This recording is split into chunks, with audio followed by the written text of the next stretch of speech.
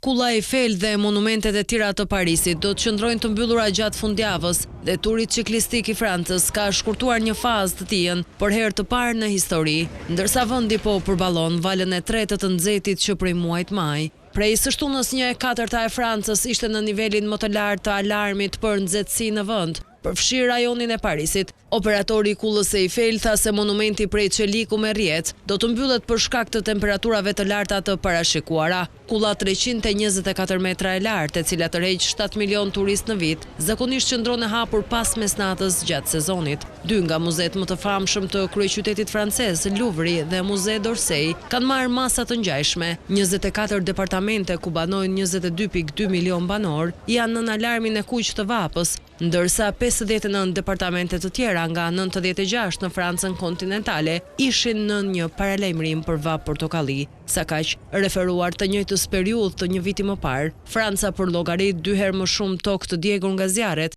Presidenti francez Emmanuel Macron bëri thirrje për vigjilencë të shtunën, duke paralajmëruar se 9 nga 10 zjarre janë për shkak të aktivitetit njerëzor.